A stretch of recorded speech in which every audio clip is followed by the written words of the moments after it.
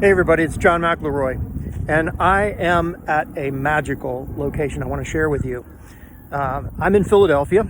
Right behind me, right over there, is Philadelphia International Airport. I'm on the departure end of 27 right, and the jets are taking off, and I am looking down the Delaware River, which is right behind me. It's the Delaware River Bridge from Wilmington crossing into Jersey. I am on the location of the Philadelphia Seaplane base.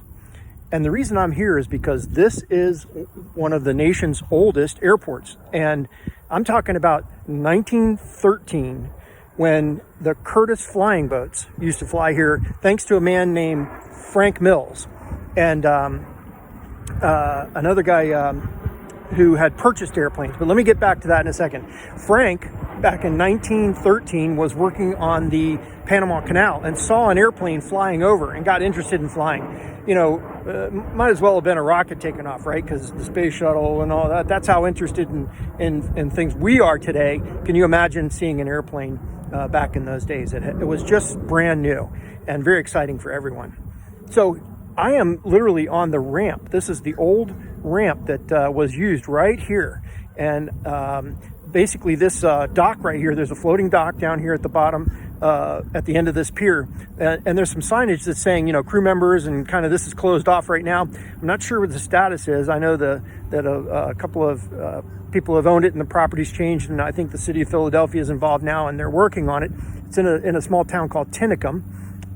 And anyway, I'm literally standing on the oldest seaplane base. Can you imagine in 1915 when Frank Mills learned to fly from Glenn Curtiss himself up in Hammondsport, New York? Remember, just up the street on Long Island, on the northeast side of Long Island, at the end of it is Hammondsport, where he was manufacturing the Curtiss flying boats. All right, so this guy Robert. It wasn't Guggenheim, but anyway, I'll think of his name in a minute. But anyway, bought one.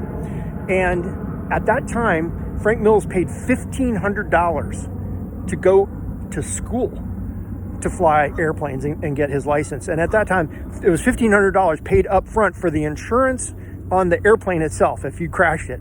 Then after that, it was $1 a minute. When Frank graduated, he became license number 60 and had actually a hydroplane rating on that license. So, you know, number 60, hydroplane rating. He is now one of the, you know, eminent, even though he's brand new, he knows more than everybody regarding flying airplanes. He becomes a pilot, becomes a flight instructor right away, and then becomes a mechanic too. So this guy, Robert, buys this airplane, and Frank comes with it from Hammondsport, and this is where they set up shop. Well, get a load of this. Can you imagine? Here we are on the Delaware River, right? This is absolutely beautiful back here. So check out where they are. This is this beautiful mansion. This is the lot that they used to park these airplanes on. I mean, can you believe it? I mean, you would see people lining up and sitting on those porches, and you know, on the weekend, I can just imagine everybody coming in and watching what was happening. This was Cape Canaveral of Philadelphia back then. People from all over would have been flocking to see the airplanes fly here at the Philadelphia Seaplane base, you know. So Frank is actually, since he's a flight instructor, he starts teaching. And other philanthropists in the Philadelphia area, 5 of them, they actually bought airplanes too. So next thing you know, you've got 5, 6 seaplanes out here on the Philadelphia River. They're now flying up and down. And they would teach you how to fly. If you were in a college course, they would teach you to fly in the event that the nation went to war. Remember, this is 1915, so we were about to enter into World War I. So these guys are learning how to fly for free because they were college students, and then with a commitment to go off into war in case that happened at the time. And that, of course, it did. And those guys became, some of the first to go in. So.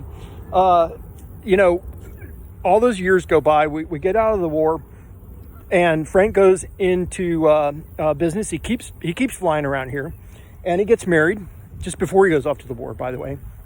And he and his wife have 3 kids, one of which was Bob. I forget the other 2 guys' names, but 3 boys, and they all were flyers and mechanics in that business. But Bob Frank's son, number 2 son, really was the guy that stayed here and kept this whole thing going.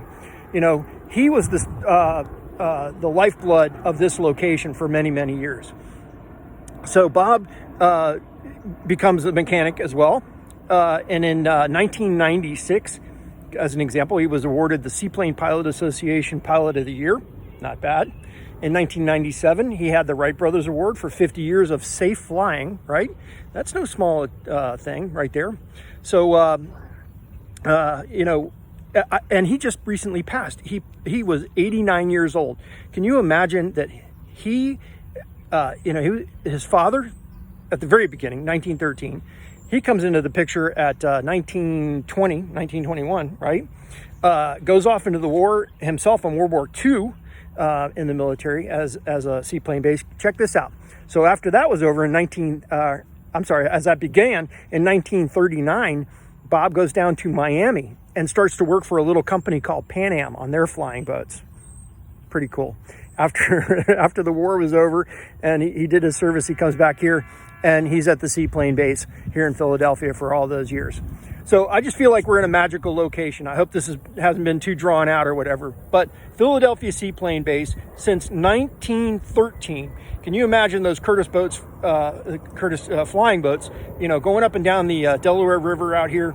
This might as well have been, you know, just as hallowed ground as Kitty Hawk for seaplane pilots, right?